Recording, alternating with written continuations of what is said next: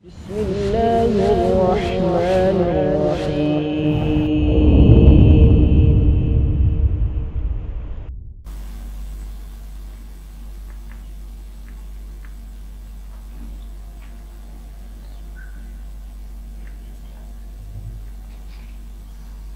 Assalamualaikum warahmatullahi wabarakatuh.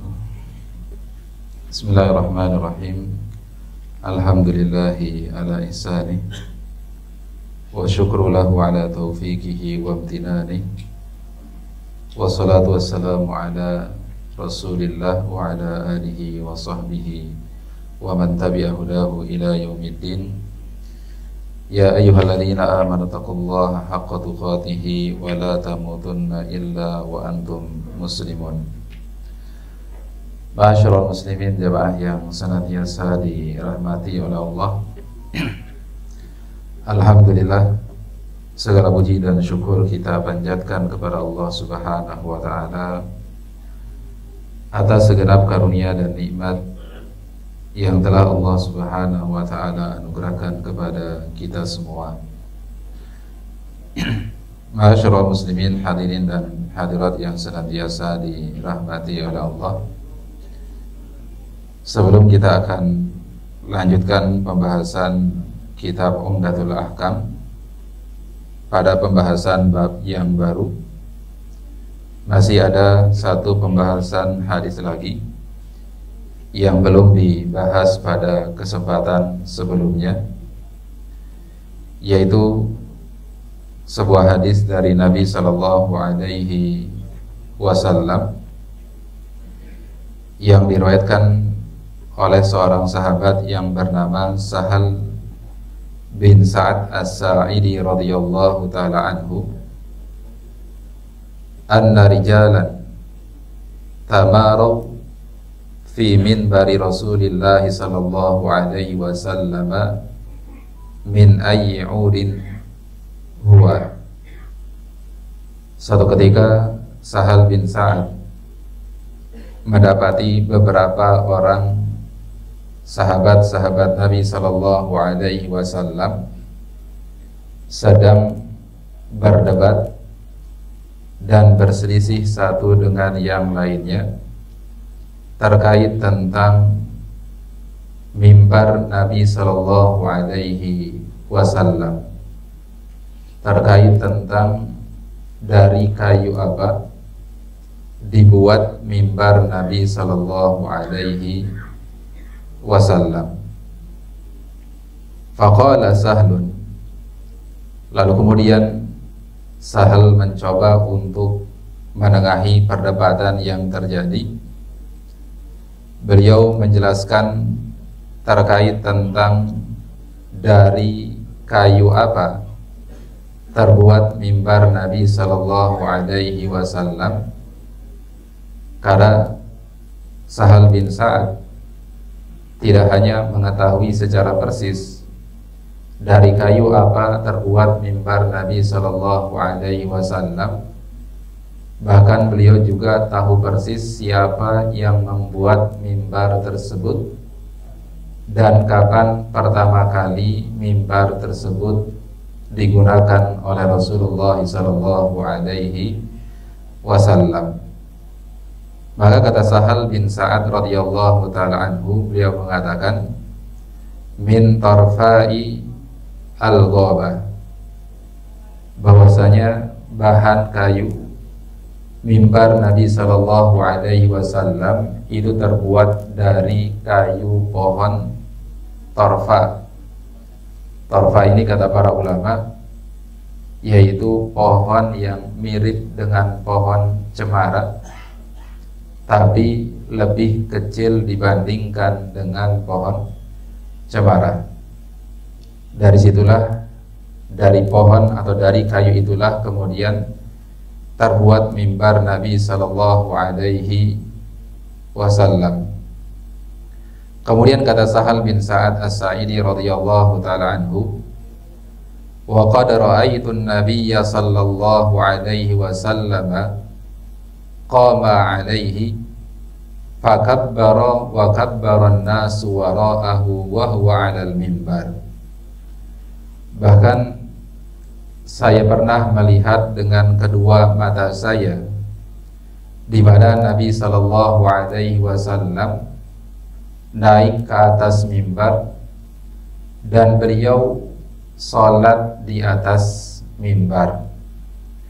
Beliau Sallallahu Alaihi Wasallam bertakbiratul ihram, menjadi imam bagi para sahabatnya dalam sebuah salat.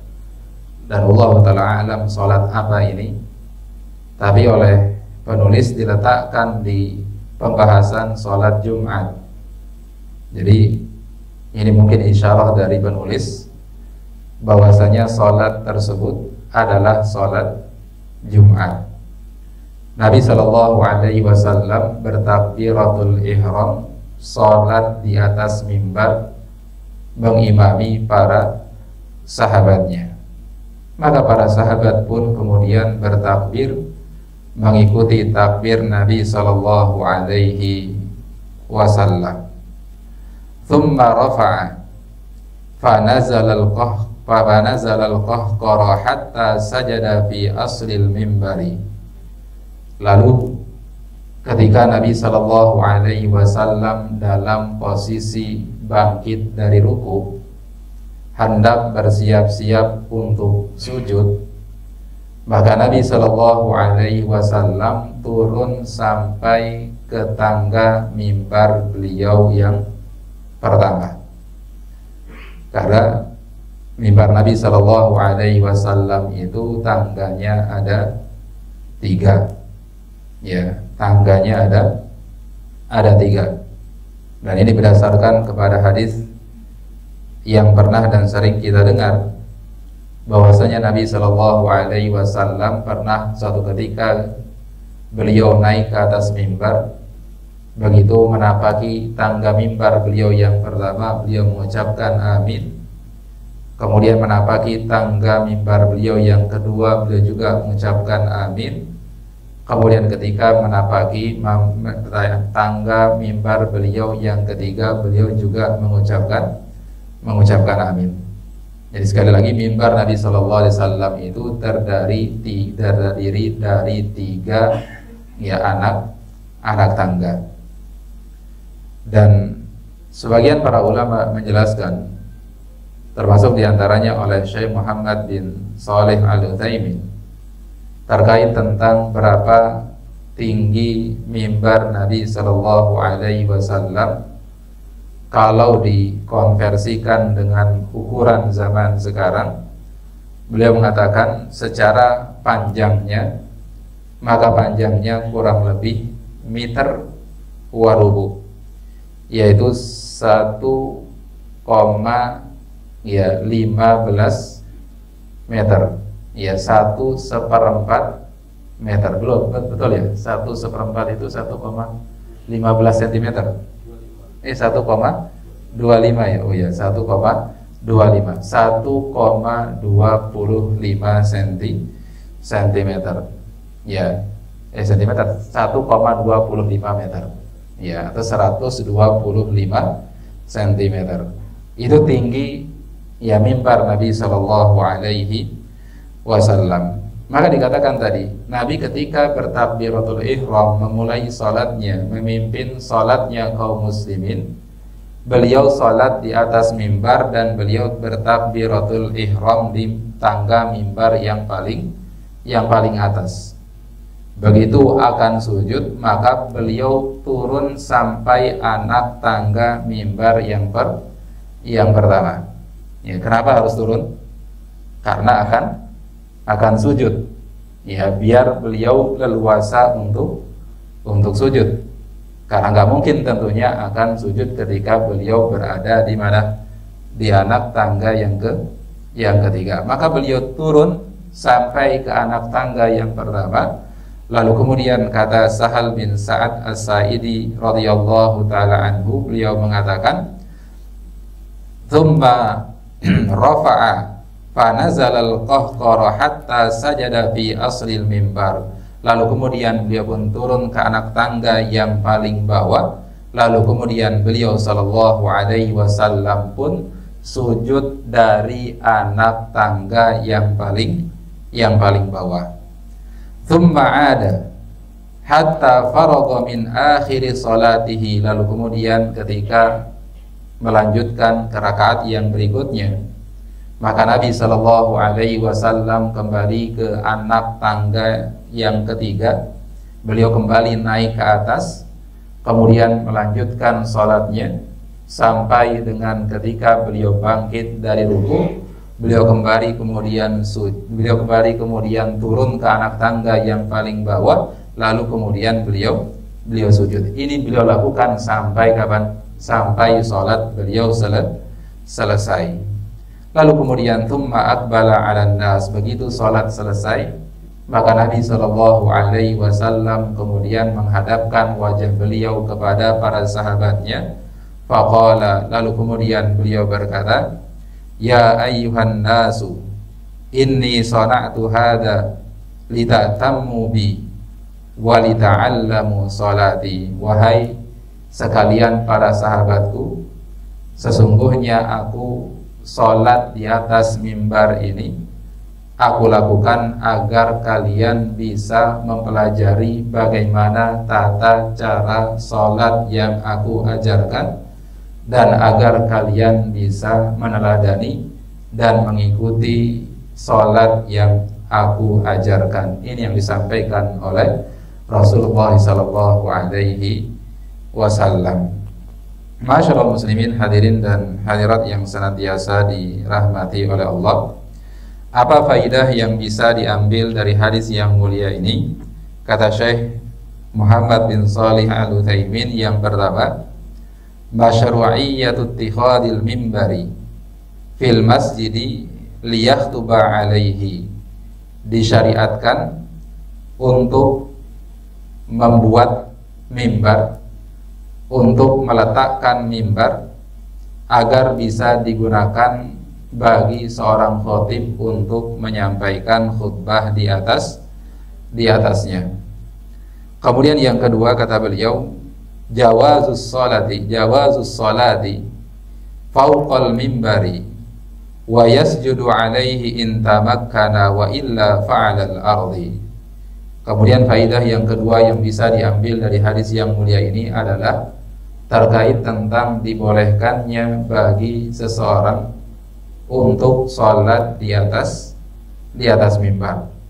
Ya, untuk sholat di atas mimbar, terutama ketika sholat di atas mimbar tersebut memiliki kemaslahatan yang besar, seperti misalkan dengan tujuan untuk mengajarkan bagaimana tata cara sholat yang benar, sebagaimana yang dilakukan oleh Rasulullah sallallahu alaihi wasallam. Beliau sengaja sholat di atas mimbar agar para sahabat-sahabatnya seluruhnya bisa melihat bagaimana tata cara sholat yang benar yang diajarkan oleh Rasulullah sallallahu alaihi wasallam. Kemudian faidah yang berikutnya adalah jawazu uluwil imami 'alal ma'mum, dibolehkannya posisi imam itu sedikit lebih tinggi dibandingkan dengan posisi makmum. Ya, jadi di beberapa tempat, di beberapa masjid, tempat imam itu ya tempatnya ya sedikit lebih tinggi dibandingkan dengan tempat sholat makmum. Maka hal yang seperti ini tidak dipermasalahkan. Hal yang seperti ini diperbolehkan selama tinggi imam ini tidak terlalu tinggi dibandingkan dengan tempat sholatnya siapa? Tempat sholatnya makmum. Ya, seperti misalkan imamnya di lantai 2, makmumnya di lantai 1. Kalau ini ya terlalu tinggi, tidak dibolehkan. Ya, tapi manakala tingginya posisi imamnya lebih tinggi dibandingkan dengan makmum dan tingginya adalah tinggi yang wajar, tidak terlalu tinggi, maka ini adalah perkara yang dibolehkan dan tidak dipermasalahkan oleh syariat. Masyaallah muslimin jamaah yang dirahmati oleh Allah Subhanahu wa taala, ini yang dibahas ya, yang disampaikan oleh Sa'al bin Sa'ad As-Sa'idi radhiyallahu taala anhu terkait tentang salatnya Nabi sallallahu alaihi wasallam di atas mimbar. Kemudian masyaallah muslimin jamaah yang dirahmati oleh Allah, berikutnya kita akan sampaikan pembahasan bab yang baru, yaitu bab berkaitan tentang pembahasan sholati al-khusuf, babu sholatil khusuf, bab pembahasan tentang sholat khusuf atau bisa juga sholat khusuf, yaitu sholat yang dikerjakan karena terjadinya gerhana, baik gerhana matahari maupun gerhana bulan. Dan disebut sholat khusuf, ya ini disandarkan kepada sebab disyariatkannya seseorang untuk sholat. Disyariatkannya seseorang untuk sholat karena adanya sebab tertentu, yaitu terjadinya gerhana bulan atau gerhana matahari. Dan sholat khusuf atau khusuf ini termasuk salah satu bagian dari sholat dhatul asbab, sholat yang dikerjakan karena sebab tertentu. Dan setiap sholat yang masuk dalam kategori sholat dhatul asbab, maka dia boleh dikerjakan meskipun di waktu-waktu yang terlarang. Ya, meskipun di waktu-waktu yang terlarang. Ya, misalkan terjadi gerhana matahari pada saat di waktu di mana matahari itu seharusnya di waktu tersebut dia tergelincir misalkan. Ya, waktu tergelincirnya matahari itu termasuk salah satu di antara 3 waktu terlarangnya bagi seseorang untuk sholat. Ya, tapi di sini ada pengecualiannya kata para ulama, kecuali sholat yang masuk dalam kategori dhatul asbab, maka dia boleh dikerjakan meskipun di waktu-waktu yang terlarang. Di sini penulis rahimahullah taala membawakan beberapa hadis Nabi sallallahu alaihi wasallam. Yang pertama yaitu hadis Aisyah radhiyallahu taala anha, hadis yang diriwayatkan oleh Aisyah, istri Nabi sallallahu alaihi wasallam. Beliau berkata, anna syamsa khasafat ala ahdin Nabi sallallahu alaihi wasallam, bahwasanya pernah terjadi gerhana matahari di zaman Nabi sallallahu alaihi wasallam, di zaman ketika Nabi sallallahu alaihi wasallam masih hidup. Fa ba'atha munadiyan yunadi as-salatu jami'ah. Lalu kemudian Nabi sallallahu alaihi wasallam mengutus seorang sahabat, yang sahabat ini berkeliling ya untuk menyampaikan kepada para sahabat yang lainnya as-salatu jami'ah, yang dimana hendaknya kalian berkumpul untuk segera melaksanakan ibadah salat, as-salatu jami'ah.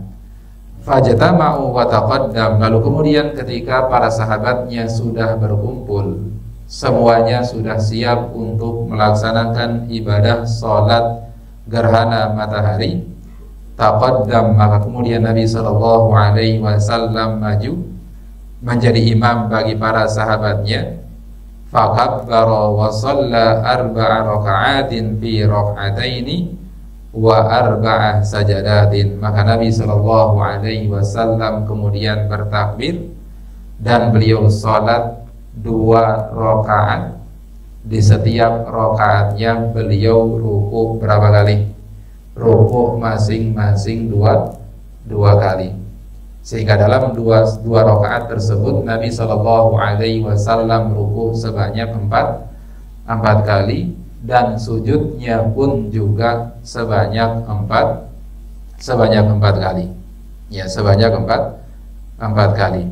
Ya, ini berkaitan tentang tata cara melaksanakan sholat apa? salat gerhana matahari.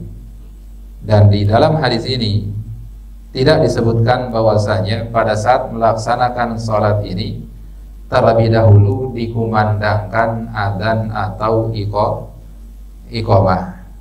Maka ini menunjukkan bahwasanya sama halnya seperti salat Id, baik Idul Fitri maupun Idul Adha, maka begitu pula dengan salat gerhana matahari, maka tidak disyariatkan didahulukan dengan adzan ataupun dengan iqamah, ya, tanpa didahulukan dengan adzan atau iqamah, ya, karena hal ini tidak didasarkan pada dasar yang benar, ya. Orang-orang yang sebagian ketika melaksanakan sholat Id ada yang mengumandangkan iqamah terlebih dahulu, maka kita katakan ya yang benar, yang tepat adalah baik dalam pelaksanaan sholat Id maupun sholat gerhana, maka tidak didahulukan baik dengan adzan maupun dengan iqamah. Kemudian ma'asyiral muslimin jamaah yang dirahmati oleh Allah, di dalam hadis ini juga menjelaskan terkait tentang bagaimana tata cara melaksanakan sholat gerhana matahari. Bahwasanya sholat gerhana matahari itu terdiri dari dua rakaat, dan pelaksanaannya, tata caranya sama seperti sholat yang lainnya. Hanya saja perbedaannya di dalam sholat gerhana ini setiap rakaat itu kita ruku sebanyak dua kali. Ya, nanti akan dijelaskan pada hadis yang berikutnya terkait tentang secara detailnya bagaimana tata cara sholat gerhana matahari. Di hadis yang berikutnya di sini akan dijelaskan hadis yang juga diriwayatkan oleh Aisyah radhiyallahu taala anha terkait tentang bagaimana tata cara sholat gerhana matahari secara detailnya. Kata Aisyah radhiyallahu taala anha, "Khasafatis syamsu fi ahdin Nabi sallallahu alaihi wasallam, fa shalla Rasulullah sallallahu alaihi wasallam bin nasi fa atala al-qiyam thumma raka'a fa atala ar-ruku'." Kata Aisyah, pernah terjadi gerhana matahari di zaman Nabi sallallahu alaihi wasallam, maka Rasul sallallahu alaihi wasallam pun kemudian memimpin salat menjadi imam bagi para sahabatnya. Kemudian Nabi sallallahu alaihi wasallam pada saat salat gerhana tersebut beliau berdiri dengan berdiri yang cukup panjang. Ya, makanya salah satu sunnahnya pada saat pelaksanaan salat gerhana matahari disunnahkan bagi imamnya untuk membaca surah yang panjang. Ya, baca surah yang panjang. Kemudian begitu selesai tuntas dari bacaan yang panjang, maka kemudian Nabi sallallahu alaihi wasallam pun ruku yang pertama, dan beliau pun ruku dengan ruku yang sangat panjang sekali. Ya, beliau ruku dengan ruku yang panjang. Kalau ada pertanyaan, kalau rukunya panjang kemudian apa yang dibaca? Ya sama seperti apa? Doa dan zikir ketika kita ruku dalam keumuman salat kita, yaitu baca subhana rabbiyal azim, atau subhanakallahumma rabbana wa bihamdika Allahumma gfirli. Ini dibaca sebanyak-banyaknya dan dianjurkan untuk memperpanjang rukunya. Thumma qama fa'atala al-qiyam wa huwa duna al-qiyamil awwali, thumma raka'a fa'atala ar-ruku'a wa huwa duna ar-ruku'il awwali. Begitu beliau ruku dengan ruku yang panjang, kemudian setelah itu Nabi sallallahu alaihi wasallam berdiri, kemudian melanjutkan membaca surah dengan bacaan yang panjang dengan berdiri yang lama. Dan berdiri ini bukan berdiri yang pertama. Jadi berdirinya itu sebanyak berapa? Sebanyak 2 kali dalam setiap apa? Setiap rakaatnya. Jadi baca terlebih dahulu ketika takbir Allahu Akbar, kemudian baca surah Al-Fatihah, kemudian baca surah yang panjang, kemudian rukunya juga ruku yang panjang, kemudian bangkit lagi, lanjutkan bacaan surah yang panjang.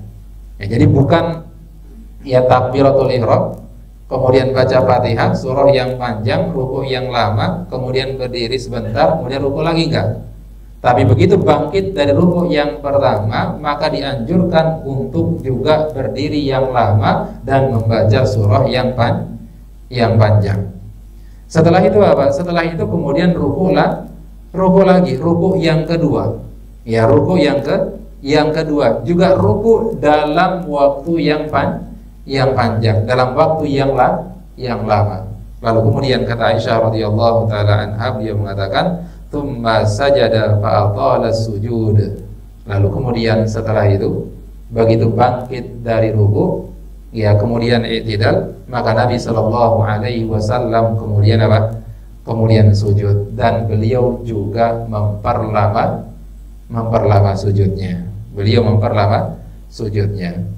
Tsumma fa'ala fir raq'atil ukhra mithla ma fa'ala fir raq'atil ula, tsumma sarafa wa qad tajalladis syamsu.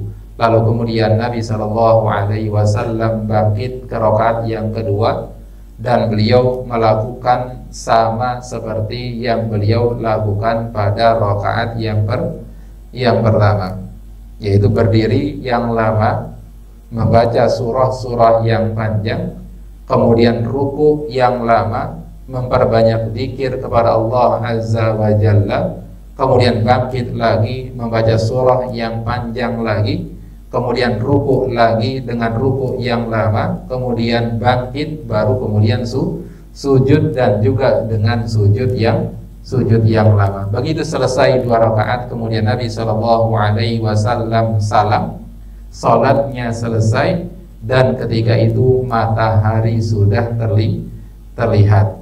Ya, matahari sudah terlihat, gerhana sudah selesai. Fa khataban nasa fahamidallaha wa atna alaihi. Begitu selesai melaksanakan salat gerhana, maka Nabi naik ke atas mimbar, lalu kemudian beliau berkhutbah memuji Allah Subhanahu wa taala. Kemudian beliau bersabda, "Inna syamsa wal qamara ayatani min ayatillah." Sesungguhnya matahari dan rembulan, keduanya adalah merupakan tanda-tanda kebesaran Allah Subhanahu wa taala. La yakhsifani li mauti ahadin wala li hayati. Tidaklah dia terjadi gerhana disebabkan karena ya kelahiran maupun kematian seseorang. Ya, kenapa Nabi sampaikan hal ini? Karena ketika terjadi gerhana matahari, pada saat itu bertepatan dengan meninggalnya salah satu putra Nabi sallallahu alaihi wasallam, yaitu Ibrahim. Maka ketika Ibrahim meninggal, kemudian terjadi gerhana matahari, muncul persepsi di masyarakat ketika itu bahwasanya gerhana terjadi karena ya meninggalnya putra Nabi sallallahu alaihi wasallam. Maka Nabi bantah pernyataan tersebut, maka Nabi bantah keyakinan tersebut. Nabi katakan bahwasanya gerhana itu terjadi bukan disebabkan karena adanya kematian atau kelahiran seseorang. Fa idza ra'aitum dzalik, apabila kalian melihat gerhana matahari, fada'ullah, maka hendaklah kalian perbanyak doa kepada Allah, wa kabbiru, dan perbanyak takbir, wa sallu, lalu kemudian hendaklah kalian dirikan salat, wa tasaddaqu, dan perbanyaklah sedekah. Ya, jadi pada saat terjadinya gerhana matahari, ya kita justru perintahkan oleh Nabi Shallallahu Alaihi Wasallam untuk memperbanyak amal salih. Selain dianjurkan bagi kita untuk mendirikan sholat, kita juga dianjurkan banyak berzikir, banyak berdoa, dan banyak bersedekah. Tsumma qala, lalu kemudian Nabi Shallallahu Alaihi Wasallam melanjutkan khutbahnya. Ya ummata Muhammadin, wahai umatnya Nabi Muhammad sallallahu alaihi wasallam, wallahi ma min ahadin aghyaru minallahi, demi Allah tidak ada yang lebih cemburu dibandingkan dengan Allah azza wa jalla, ayyazniya abduhu aw tazni ammatuhu, ketika Allah melihat ada salah seorang hambanya, entah hambanya yang laki-laki atau perempuan berzina. Ya ummata Muhammadin wallahi law ta'lamuna ma a'lam la dhahiktum qalilan wa la bakaitum katsiran. Wahai sekalian umatnya Nabi Muhammad sallallahu alaihi wasallam, demi Allah, seandainya kalian mengetahui sebagaimana apa yang aku ketahui, maka niscaya kalian akan sedikit tertawa dan banyak menangis. Ini diantara materi khutbah yang disampaikan oleh Nabi Shallallahu Alaihi Wasallam pada saat pelaksanaan sholat gerhana matahari. Ya, jadi ya sekali lagi, ya sholat gerhana matahari tidak hanya sholatnya saja, tapi juga ada apa? Ada khutbah setelahnya, ada khutbah setelahnya. Ya, dan sama seperti pelaksanaan sholat id. Ya, sholat terlebih dahulu, baru kemudian apa?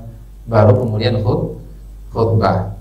Ya, baru kemudian khutbah. Dan khutbah di sini hukumnya sunnah atau wajib? Hukumnya adalah sunnah, sama seperti pelaksanaan sholat id.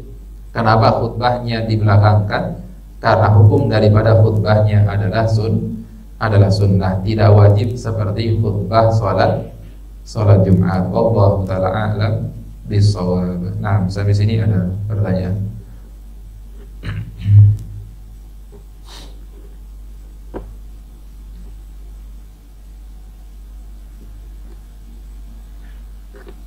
Baik, cukup. Ini yang bisa disampaikan, kurang lebihnya mohon maaf. Yang benar datangnya dari Allah azza wa jalla, dan yang salah berasal dari kejahilan diri saya sendiri dan juga dari syaitan. Astaghfirullah li wa lakum. Subhanakallahumma bihamdika asyhadu an la ilaha illa anta astaghfiruka wa atubu ilaik. Wa sallallahu ala nabiyyina Muhammadin wa ala alihi wa sahbihi wa sallam. Walhamdulillahi rabbil alamin. Assalamualaikum warahmatullahi wabarakatuh.